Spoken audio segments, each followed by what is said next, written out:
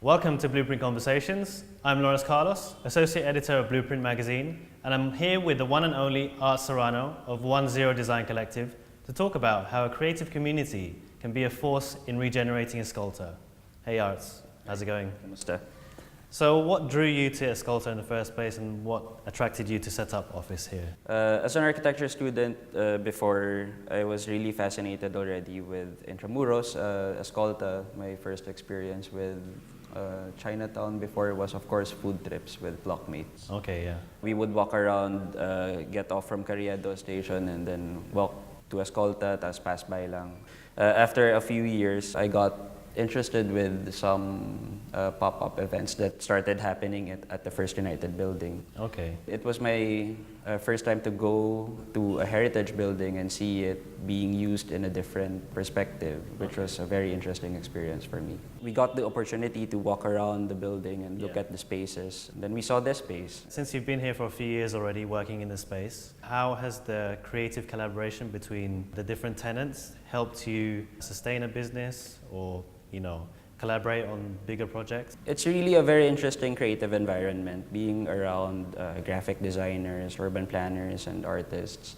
For an architect, I think it really helps kind of break the rigidity of our process because we can get a little bit flat in our process. Too many rules. Yeah, too many rules, and then you get formulas that after a while you would just stick with what works. Having collaborations happen is really interesting in our business practice because it gives us an edge, I think. In what way would you say? Since we get to explore the projects more deeply, we get to explore the projects from different perspectives, from a branding perspective, from an architect's perspective.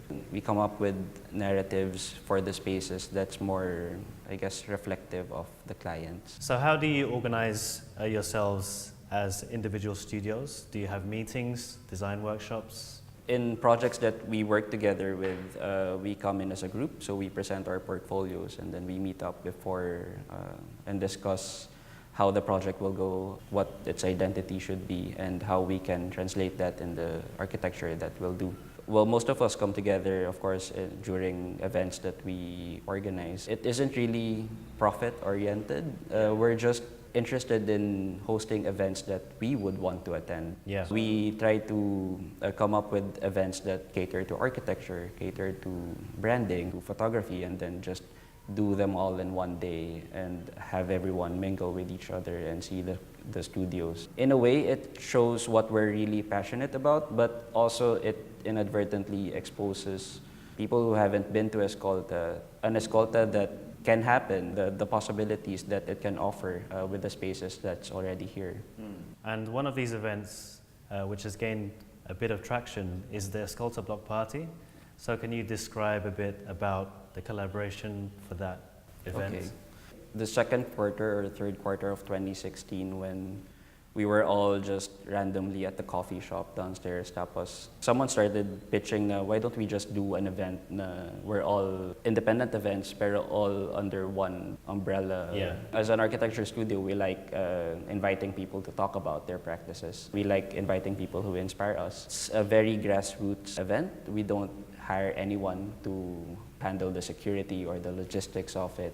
We carry all the lights and sounds everywhere kung saan man siya kailangan. So it's that hands-on. Over the past 6 times that we've done it, the attendance really just went up beyond our expectations. Yeah, okay. At the core of it, the Escolta Block Party really is about educating more people, exposing them to the possibilities of Escolta, for them to see downtown so activated and be inspired by what they can do to contribute to it. Of course, another part of it is supporting everyone that's already here, showcasing local design, local talent, creating avenues for them to be exhibited, creating alternative venues for performances, and also supporting everyone that invested at the First United building right at the onset. What advice or recommendations would you give in terms of reactivating old heritage buildings or decaying buildings? The conventional approach for the past decades was to fix the facade or do retrofittings a structure for it to be safe. We should think beyond the structure, beyond the facade. We should look more into the soul of what the structure represents. So how are you taking the lessons of Escolta and applying it elsewhere in Manila? Recently, we got invited to do a design for a space in Intramuros, the Maestranza stretch. We're looking at creating more spaces that would be very adaptable to different personalities. By attracting creatives to locate at a space, we want the space to be very receptive of whatever identity they want to introduce to the tunnels. But of course, it's curated to represent global Filipino identity. Yeah.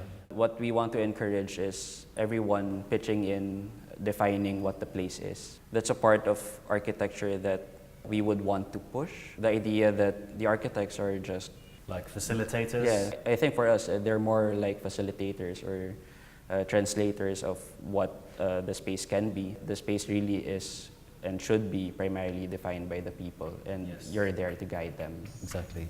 Thank you, Arts. I'm looking forward to your regeneration projects in the future. So that wraps up our conversation this time. Be sure to join us for the next episode of Blueprint Conversations. Shall we get some coffee? Yes. All right, let's go.